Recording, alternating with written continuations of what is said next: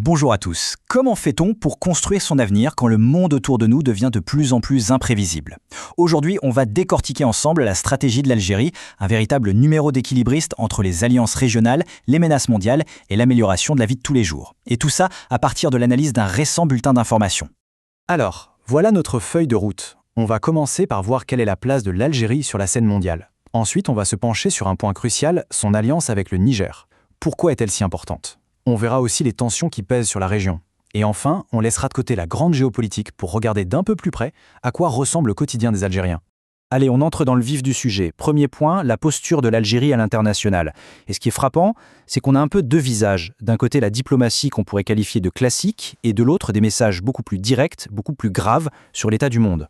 D'un côté, donc, on a les échanges diplomatiques habituels. Par exemple, cet appel tout récent entre le président Tebboune et Washington pour discuter des relations bilatérales. Bon, ça, c'est la diplomatie visible, celle à laquelle on s'attend. Mais ce n'est vraiment qu'une partie du tableau. Parce que de l'autre côté, attention, le ton change du tout au tout. Le chef d'état-major de l'armée, le général Saïd Chengria, lui dresse un constat beaucoup plus sombre. Il parle de changements mondiaux qui sont à la fois rapides et, je cite, préoccupants. Et voilà, concrètement, ce qui l'inquiète. Il voit un monde où l'option de la guerre redevient une possibilité, où les grandes organisations internationales perdent de leur influence et où la souveraineté même des pays est menacée. C'est dans ce contexte, disons-le, de désordre mondial que l'Algérie doit tracer sa route. Face à ce tableau assez noir, l'Algérie ne reste pas les bras croisés, loin de là. Une partie importante de sa réponse, elle se trouve juste au sud, en renforçant de manière très active son partenariat avec son grand voisin, le Niger. La grande question, c'est comment on répond à ces menaces qui viennent de partout? Eh bien, pour Alger, une partie de la réponse est claire. On construit une alliance solide sur plusieurs niveaux avec Niamey. L'idée, c'est de créer un pôle de stabilité dans une région, le Sahel, qui est tout sauf stable.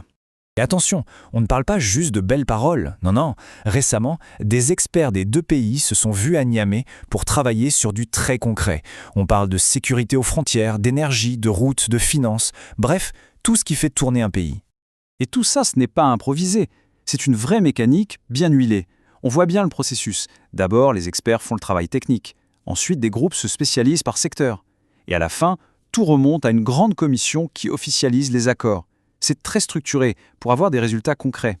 Et pour bien comprendre l'ambition du projet, il suffit de regarder ça. On ne parle pas de petites initiatives, on parle de relancer la fameuse route transsaharienne. C'est un projet gigantesque, une véritable artère qui pourrait connecter toute la région. Et pour que tous ces projets économiques fonctionnent, il faut un système financier qui suive. D'où cette idée d'ouvrir une banque algérienne directement au Niger. C'est un signal extrêmement fort qui montre une volonté de sécuriser les investissements et de faciliter les échanges. Et du côté du Niger, comment est-ce que tout ça est perçu? Eh bien, très bien. Les experts locaux considèrent l'Algérie comme un allié absolument essentiel, notamment grâce à son expérience en la lutte antiterroriste, un savoir-faire crucial pour la sécurité de tout le Sahel. Bon, construire des alliances sur le long terme, c'est une chose. Mais en parallèle, l'Algérie doit aussi gérer des menaces beaucoup plus immédiates, beaucoup plus directes, que ce soit à ses propres frontières ou un peu plus loin dans la région.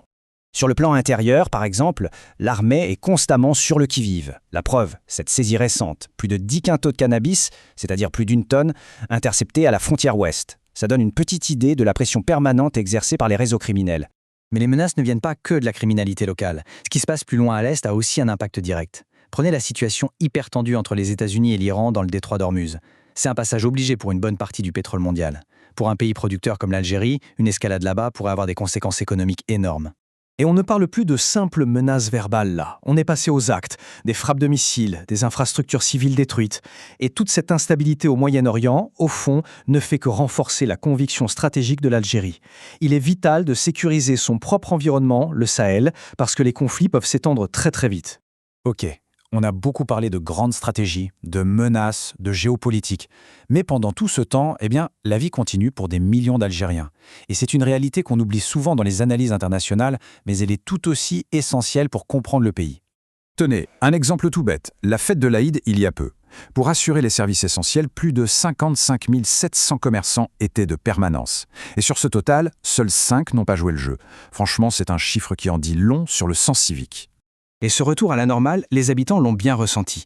Dans la capitale, les gens étaient contents de voir que la vie reprenait son cours très vite, que les transports fonctionnaient, que les magasins rouvraient sans problème juste après la fête. Et il n'y a pas qu'à Alger que les choses s'améliorent. À Oran, la deuxième ville du pays, 50 nouveaux bus viennent tout juste d'être mis en service. C'est typiquement le genre de choses qui changent concrètement le quotidien des gens. Et puis, la vie de tous les jours, c'est aussi les passions qui nous unissent. Et en Algérie, le foot, c'est quelque chose. Ce soir-là, l'USM Alger, le grand club de la capitale, jouait un match capital en Coupe d'Afrique. Et là, c'est tout un pays qui vibre. Et c'est là qu'on voit ce contraste assez saisissant. D'un côté, une nation qui se prépare sur le plan militaire et diplomatique à un monde de plus en plus dangereux, et de l'autre, des efforts constants pour améliorer le quotidien. Ça nous laisse avec une question fondamentale, qui ne concerne pas que l'Algérie d'ailleurs. Comment est-ce qu'on fait pour construire une maison solide et prospère, quand tout semble prendre feu aux alentours ?